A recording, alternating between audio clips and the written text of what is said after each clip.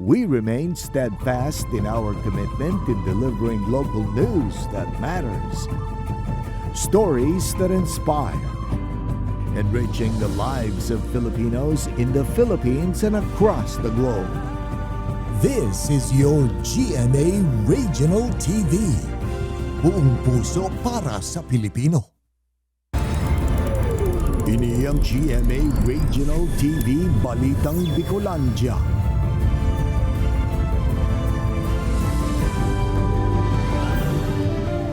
Diyos maray na hapon mga kapuso, uninaan Balitang Bicolandia. Hatod mi ang pinakadarakula asin pinakabagong mga bareta sa Kabikolan.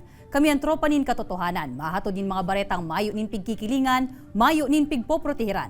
Live hali digdi sa GMA Complex sa Naga City. Sa ngaran ni Kate De Lovieres, ako po si Jessica Calino.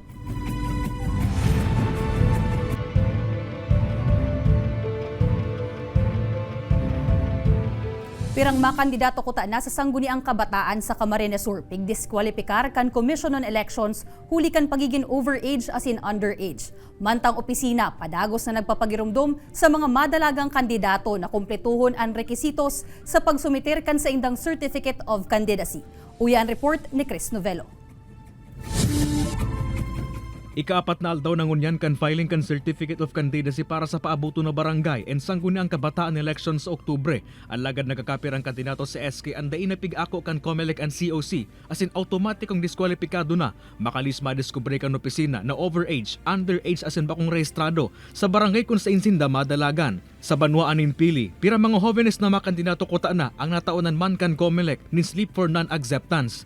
Sa Naga City, uminabot na sa 4 ang disqualified, mantang saro at diniskwalipikaman, makalis mapag-araman at irehistrado sa barangay kung singkotaan na ini madalagan. Sa Banwaan Manimbula, Camarines Sur, maabot na sa 10 ang automatikong diniskwalipika kan opisina. Kami kaya may authority man hali sa itaas na kung tungkol sa itong mga age qualification outright, talagang dapat na mag-file ng COC. So, sinasabihan mi na dahil sa SK Reform Act,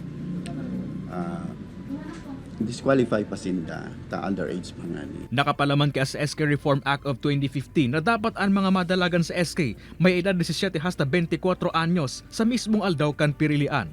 Apwera kan overage as in underage candidates. Piraman sa mga nanotaran kan COMELEC offices ang kulang-kulang na dokumento sa isusumitir na COC. Ang pakiusap lang namin is siguraduhin niyo pong kumpleto po ang laman ng inyong Certificate of Candidacy kasi yun po ang isa sa mga dahilan kung bakit po nakapagpatagal tayo sa pila.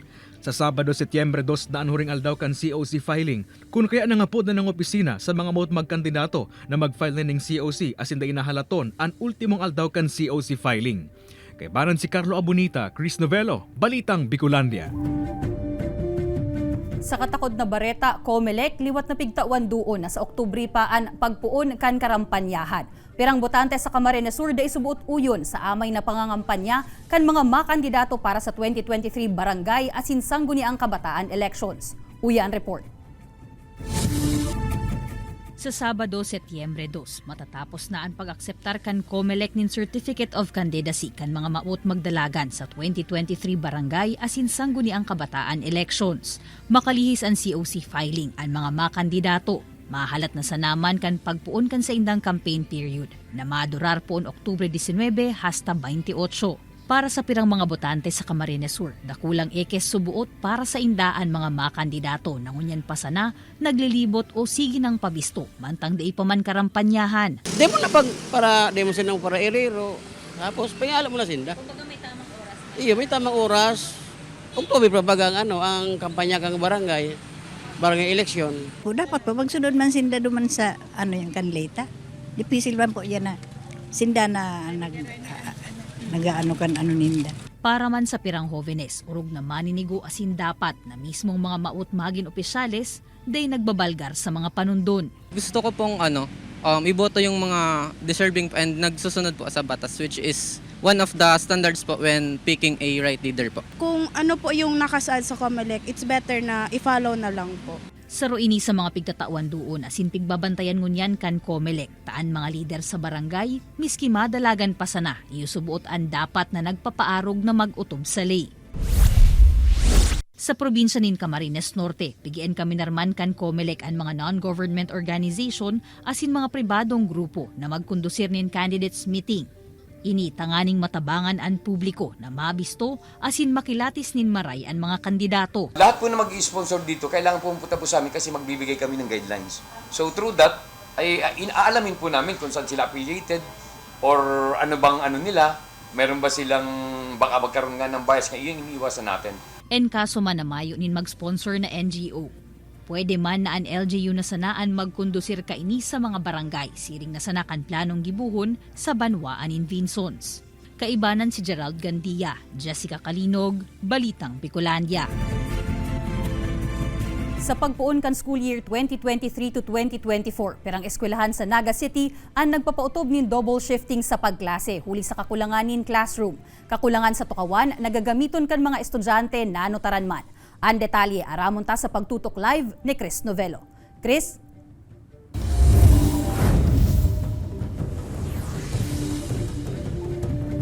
Jessica, kasabay kan pagbubukas kan school year 2023 to 2024, kanya-kanya mang diskarte ang pira mga eskwelahan sa Naga City sa indang class schedule din huli man yan sa kakulangan nin mga classroom. Ninhuli sa kakulangan ng classroom, double shifting classes ang ipinapautob ngunyan kan Camarines Sur National High School sa parehong main asin liboton campus kan eskwelahan. Puon pasubot kan ipinautob ang K-12, arog na kaini ang sitwasyon sa eskwelahan na iyuman ang may pinakadakol na numero kan mga estudyante sa Camarines Sur. Schedule kang kamay ang junior high school, yaon yan sa 7:15 down to 2 o'clock, iyan ang klase ang nasa junior high school. Then pag 2:30 hanggang 7:45, iuman iyan ang mga sa senior high school. Ang classroom na ini, ginibunasan ng stock room. Uli kat na notara mga katak na dain na subot salbado para sa mga estudyante. Nasa 82 pasubot na classrooms ang kulang sa eskwelahan para iakomodar ang nasa 10,000 na mga estudyante na naka-enroll ngunyan na school year. Arog man kaini, ang sitwasyon ngunyan sa Naga Central School kung kay ipinautob man ang double shifting sa mga estudyante. Dalawang grade 5 classes, 6 to 12. Tapos dalawang grade 5 classes sa 12 to 6. Same with grade 6. Ang grade 6 namin, 4 classes in the morning, 6 to 12, and 4 classes in the afternoon, 12 to 6. Nanotaran man sa eskwelahan na ini, ang naraot na kisame kan pirang classroom man nang kulang man maski ang mga tukawan kan mga kaagian. Susog sa DepEd Naga, nasa 170 ang kulang pang classroom sa gabos na eskwelahan sa Naga City.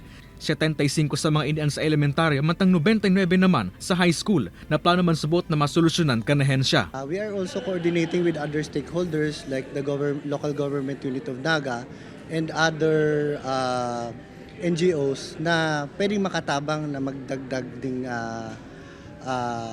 mga buildings sa tuyang mga eskwelahan.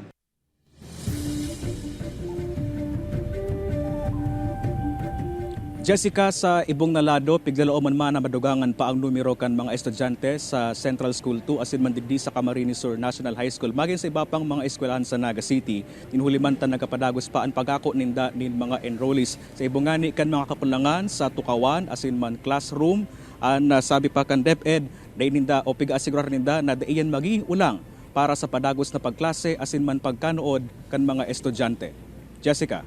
Jos Mabalos, Chris.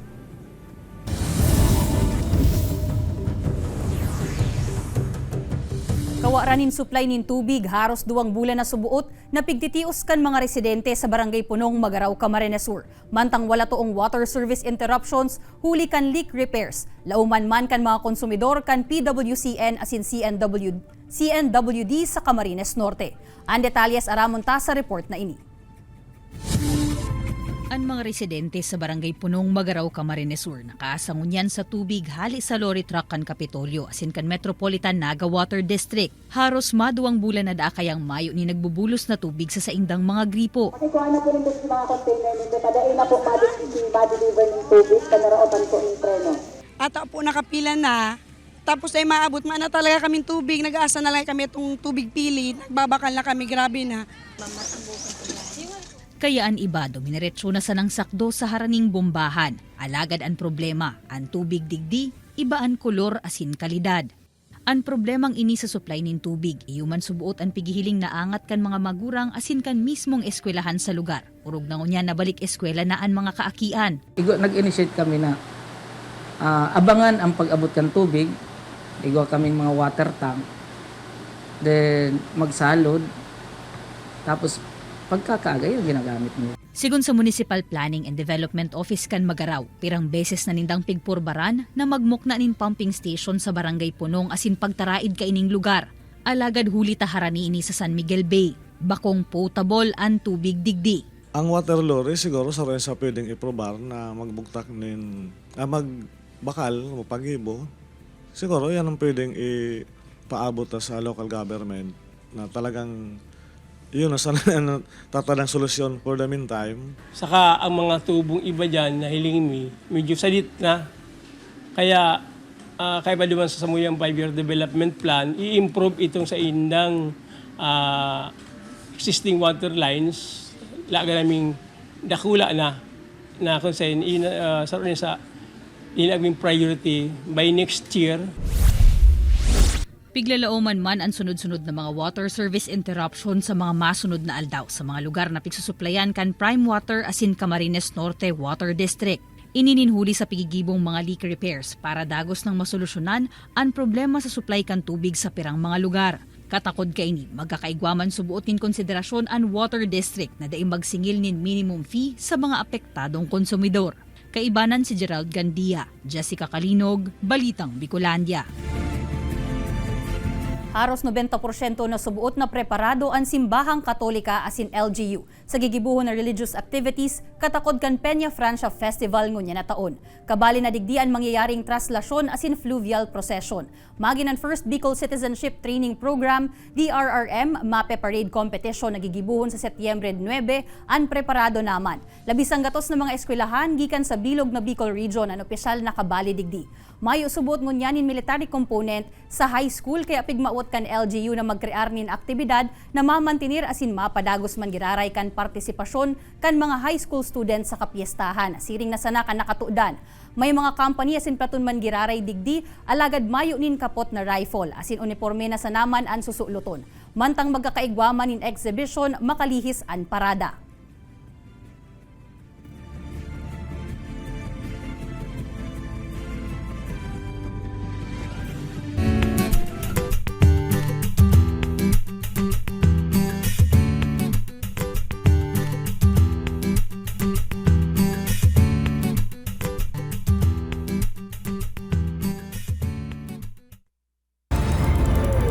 Ini ang GMA Regional TV Balitang Bicolandia. Ini ang GMA Regional TV Balitang Bicolandia.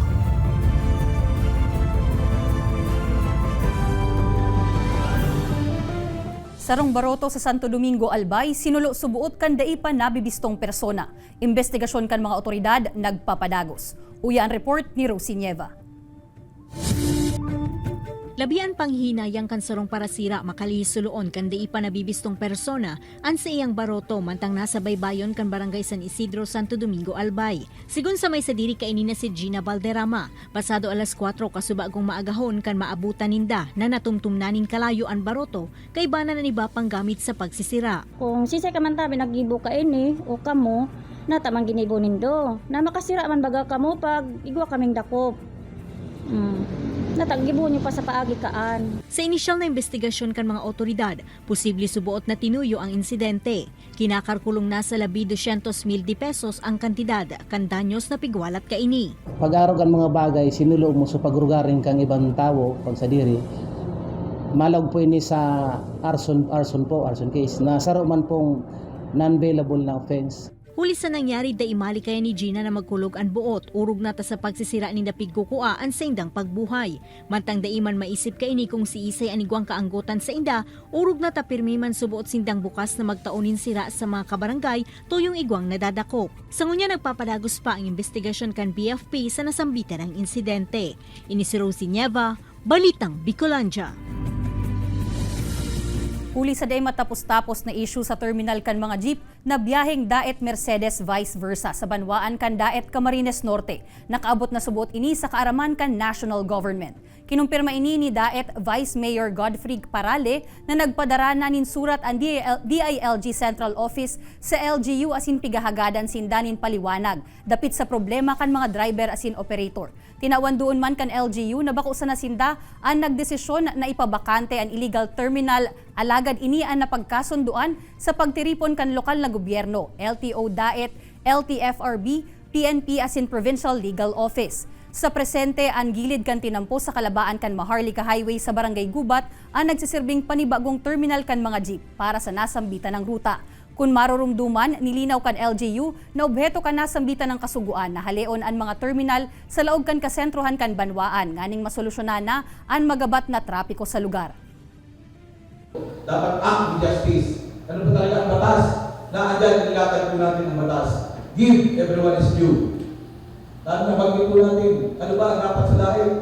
Karapatan natin gumawa tayo ng ordinansa. Karapatan natin ayusin ang bayan ng daig. Activated na sa ngunyan ang Regional Disaster Risk Reduction Management Teams kan Department of Agriculture komo pag-andam sa pag-uuran na namamatean sa manlain-lain na lugar. But sabiyon kaini 24/7 na nakamonitor ang Command Action Center kan ahensya para bantayan asin tutukan ang sitwasyon sa mga agri-fishery sector na posibleng maapektaran kan mga pag-uuran. Sa ngunyan, pigahalat pa kan opisina ang assessment gikan sa manlain-lain na provincial, municipal o city agriculture offices sa rehiyon na naapektaran kan mga pag-uuran na darakan nag-aging raot nin panahon. Liwat man na nangapodan ang ahensya sa mga paraoma asin parasira na dapat rehistrado sinda sa Philippine Crop Insurance Corporation para sa maninigong indemnification. Marurumduman na pirang lugar kaya sa Bicol ang pigtaas sa Tropical Cyclone Wind Signal No. 1 huli ka nag-aging bagyong Goring na nagdara nin mga pag-uuran sa Kabikolan.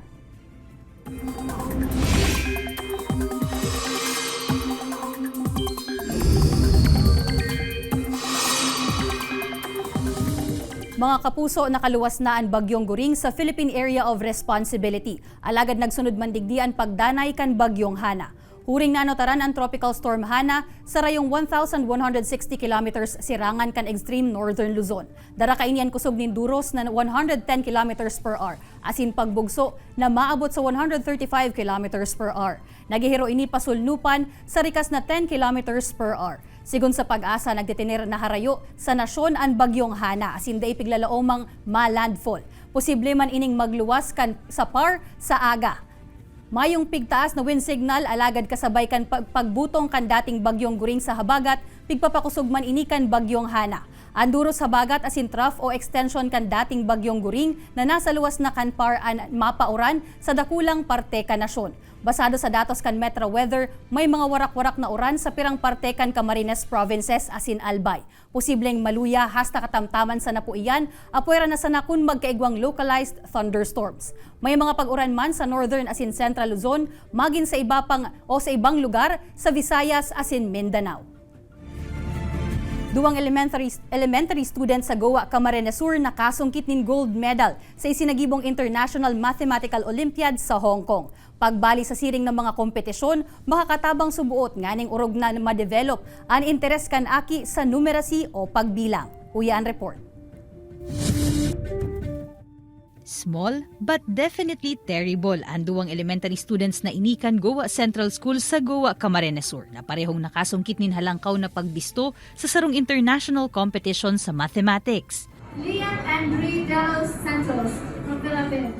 A 9 anyos asin grade 4 na si Liam Andre de los Santos. Nakapuli nin gold medal hali sa minatapos pa sa ng 2023 Hong Kong International Mathematical Olympiad. Hindi po yun ko na-expect pero masaya din po. Sa pagpa-pray ko po, hindi ako nagre-request kung ano po yung award ko po. I pray that I'll have a clear mind when answering. Aki pa sa nada si Liam, interesado na talaga ini sa mathematics. Garo subuot naman nasa sa iyang lola na dati asinbistadong math teacher sa Banwaan. Daiman talagang inherent sa iyang math. Talagang usually kaya ang kanyang mga playtime. Nagmamath siya. Tapos Kung minsan, mahapot yan sa daddy niya about math and about science. Tayo yan ang paborito niya.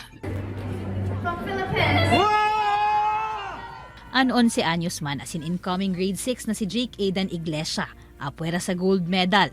Siya man ang saro sa mga pigbisto na world champion sa nasambit na kompetisyon. Dapat po ang gawin nila po ay mag-training lang po sila ng math at dapat po i-love nila po ang math. Pareho ni Liam, pirming man nagbabali si Jake sa math competitions sa hove na edad. Alagad istorya kan sa iyang ama. Ini ang pinakaenot na international competition ni Jake, asin lugod may mga magsunod pa. Ang ma-advise ko na lang sa mga parents, kayo po ang talaga full support susuportahan nindo. Actually, financially, spiritually, talagang kay puan. Tapos i-prepare man talagang physically. Ang pagbali sa kompetisyon, sarong paagi man subuot nganing mas ma-develop ang interes kan sarong aki sa numerasi o pagbilang.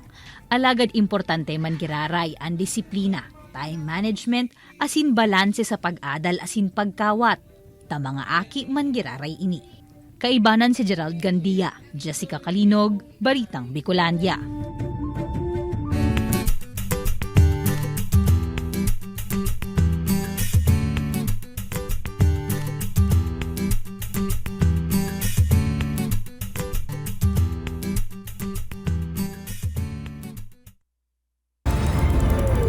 Ini ang GMA Regional TV Balitang Bicolandia.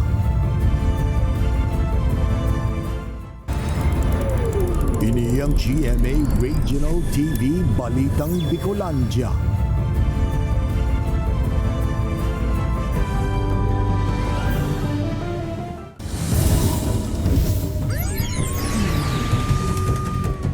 Mayo na nin buhay ka nakabalik sa iyang pamilya ang sarong 47 anyos na parahagot nin Abaca sa Barangay Lictin, San Andres, Catanduanes. Sa investigasyon kan kapulisan, Miyerkules kan nakalihis na semana subuot kan huri ining mahiling na nakicharge nin cellphone sa Kagmasusor Tower. Hasta sa kasuod Agosto 30 pasado alas 10 nin aga, kan madukayan ining mayo na nin buhay asin nasa state of decomposition na sa sarong parte kan tanuman nin Abaca. Sigon sa pamilya kaini may helang na high blood ang lalaki asin iyuman ang saro sa pigihiling na posibleng rason kan sa iyang pagkagadan. Alaga ng papadagos pa ang investigasyon kan pulisya nganing makumpirmar ini. Mayo man subot nin senyales nin foul play sa insidente. Abaca sweeper po siya. Dali sabi, weekly daw pupunta po din sa bulod. Akan investigation po, sabi, nag-maintain na daw din po yun yung mga bulong sa sa high blood. Baka ito ang posible, pero sa unyan po, pinag-iimbestigaran pa din po kung ano po talaga sa naging kausa kang sa inyong pagkagadan. Vulcanizing shop sa Kamalig Albay na tumtum nin kalayo. Faulty electrical wiring saro sa pigihiling na rason sa insidente. Huya ang report ni Rosie Nieva. Pasada 1:53 nin maagahon, kan biglang magbungkaras ang kasulo sa vulcanizing shop na ini sa Barangay Ilawod, Kamalig Albay. Huli tagibos sa light materials and shop na sinabayan pa kan kadakol na nakatambak na ruweda sa lugar kaya marikas na naglakop ang kalayo. Tulos man na nakaresponde ang BFP Kamalig kaya nalikaya ng may madamay pa sa insidente. Nagtutubod man ang mga otoridad na problema sa linya kan kuryente o nabasang wire ang pigpunan kan kalayo. Base sa findings kang investigator na iling duman na may nagputok na drop wire. So ang ang pigtiting iiling mi ng anggulo is yung electrical. Sigun sa may sadiri kan shop, kinakalkulong na sa 200,000 pesos ang danyos na pigwalat kan insidente. Sa ibong kaini, pasalamat man giraraan may sadiri na mayo ni nakulugan sa insidente. Mga light material man lang kaya, hindi talaga. Salamat nga ni sa BFP mas mabilis na sa madalian na respondin nila. Ora pa nga ni ako digdiyaw na sinda digdi. Nagpatanit man ang mga otoridad sa publiko na pirming mag-ingat nganing malikayan ang mga insidente nin kasulo. Ini si Rosie Nieva, Balitang Bicolandia. Broadcasting students kan Bicol University nagtaong tribute sa veteranong media practitioner na si Mike Enriquez. Legasiya kaini maserbisyo buot nindang inspirasyon para maging matrayumpong parabareta sa futuro. An sa indang istorya, aramon sa report ni Rosie Nieva. Hanggang ngayon ay Aldaunin Martes kan kumpirmaron kan GMA Network ang pagkagadan kan veterano as an award-winning news anchor na si Mike Enriquez. Ikinamundo ini bako sa nakan sa mga pagiribas sa industriya, alagad maging kan mga jóvenes na pangaturugan man na maging parte kang kinaabanin media sa futuro. Kaya kasabay kan mga wala tuong pagmundo asin pag-umaw, nagtauman kan sa indang sadiring tribute ang mga third-year AB Broadcasting students kan Bicol University College of Arts and Letters sa Legazpi City. Sa saindang klase, saro-sarong binalikan kan mga ini ang mga bagay na mas nagpapabisto kay Mike Enriquez. Asin syempre, day na dyan mawawara ang mga pamosong linyahan ka ini na nagtatak sa isip kan mga jóvenes na ini. Mike Enriquez, nung bata pa ako ay parang dinig ko na talaga yung boses niya. As manonood, talagang mapapakinggan natin kung ano yung tono ng boses niya, kaya kadalasan gusto ko po siyang gayahin. Si Mike Enriquez ay nagbigay sa atin ng malaking inspirasyon para sa buong estudyante, lalo na po kaming mga media practitioner in the future na manindigan sa katotohanan. Isa sa mga kinaggugustuhan ko sa katangian ni Sir Mike ay siya ay may dedikasyon sa kanyang ginagawa. Nagkaigwaman in oras ang mga estudyante na madalan giraray ang buhay asin mga pinag-agihan ni Mike Enriquez. Parang mas na-realize nila na kailangan namin mag-keep up para in the future kami yung magiging Mike Enriquez. We in the College of Arts and Letters would like to express, of course, our sympathy to the family for the passing of Mr. Mike Enriquez. As a tribute, we would like to assure the community, of course, that we are here to fulfill our mission and the objectives of the college. Sa ibong kan pagkawara ni Mike sa kinaaban, matinir subuot ang sa iyang mga legasiya na maserbing giya asin inspirasyon sa mga jóvenes na ini para ipadagos hasta sa maabot nindaan sa indang pangaturugan na maging saruma na media practitioner pagabot kan panahon. Ini si Rosie Nieva, Balitang Bicolandia. Madadalan ang episode na ini asin iba pang pinakahuring lokal na bareta sa official website kan GMA Regional TV, www.gmaregionaltv.com. Pwede man kamong magbisita sa samuyang official YouTube channel, GMA Regional TV, asin i-click ang subscribe button para sa pinakamainit na bareta hali sa maniba-ibang rehiyon. Mabalos sa mga kapusong Bicolanong nag-antabay, magin sa mga kapuso niyato abroad. Ninhulita sa GMA Regional TV, Local News Matters. Asin iyan, ang pinakadakula asin mainit na bareta sa Kabicolan. Sa ngaran ni Kate De Lovieres, ako po si Jessica Calinog. Kami ang GMA Regional TV, Balitang Bicolandia. Bilog na puwersa para sa mas dakulang misyon asin mas mahewas na pagserbi sa nasyon.